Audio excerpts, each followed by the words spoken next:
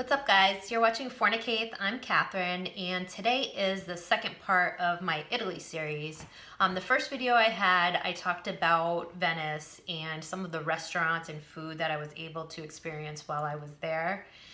Today I'm going to be talking about Rome, which was the second city that I visited, which was a complete change from Venice. Venice is built on the water and there's no cars, so everybody just walks around. So to go from that to Rome was like an extreme difference. Rome is a huge city.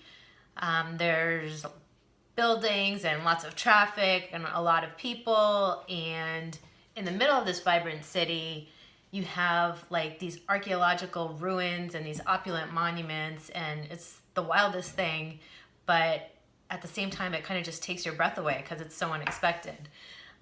While I was there, I had a list of sites that I wanted to see. I found this really great website called tickets.com. I'll list it in the description below this video. It's TIQETS. And that site was very helpful because I was able to purchase tickets in advance to these sites, but I was also able to skip the line. They had like a skip the line option, just as you would like if you were at a club and you had like VIP or something. And that was really helpful because we got to the sites and the lines were out of control. People were like waiting. You could tell they were like gonna wait for hours. And it's hot and you're on vacation, and the last thing you want to do is like wait in line to get in someplace. So I found that site very helpful. So, hopefully you can check that out if you do travel to Italy. While I was there, I also enrolled in a cooking class. The class was held by a company called Spaghetti and the Family, and it was held in the suburbs of Rome in Città Giardino, which translates to Garden City. It was held in a private residence and hosted by the Barada family. The chef that we worked with is Chef Pietro Barada, but we got to meet a lot of his extended family, like his mother and his father and grandmother, sister. It was really a great experience meeting all of them, and kind of felt like we were part of the family. But so the courses that they do offer was the one that I signed up for, which was the pasta making cooking class. They also had a class where you could go shop at the market with them and buy the ingredients and then go back and cook. They also had like longer courses, like a couple days, or even longer than that. I think they had like a 5-day course. And they can accompany like any type of group that you had. It was just myself and my husband, but they had larger groups that I had signed up for different classes. So Chef Pietro was a chef that went to culinary school, and after he got out, he did some extensive traveling all over the world because he really wanted just to immerse himself in different cultures and just really experience the food and kind of see like what he liked and just explore food. His last stop before he came back to Italy, he stayed in London for a few years and worked for Jamie Oliver at his restaurant 15. Before coming home to Italy and collaborating with his family on this wonderful project of these pasta making cooking classes at Spaghetti and the Family. So the menu for our class was a basil tomato sauce, a fettuccine pasta, and an eggplant parmesan. When we got started, Chef Pietro talked to us about the importance to him, as well as to his family and most Italians, of using fresh products, and the importance of how important that is in the actual taste and quality of your food.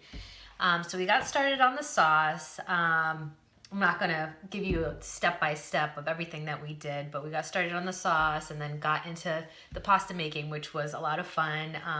We combined a couple different types of wheat to get the correct texture for the pasta, and did a lot of kneading. Let that dough rest for a while, and had a great time rolling that out and learning different techniques as to how to cut the pasta and just get it looking like a real fettuccine. And for the eggplant parm, we also learned some cool techniques about slicing the fresh baby eggplants that we were working with, and adding some salt and weight to get the water out to really just give it a better texture. So that was really interesting and educational for me because I didn't know that. So that part was also very fun. So the finished product was delicious. The pasta was incredibly delicate, and if you've ever had fresh pasta, there's like such a huge difference, and you know, it felt better because you actually made it. So it was really great, and it was worth all the time we put in to actually make it. The sauce, like you could really just taste the freshness of the tomatoes and the ingredients, and it was just what a traditional sauce should be. The eggplant parm, just the flavors, I've never had anything so good.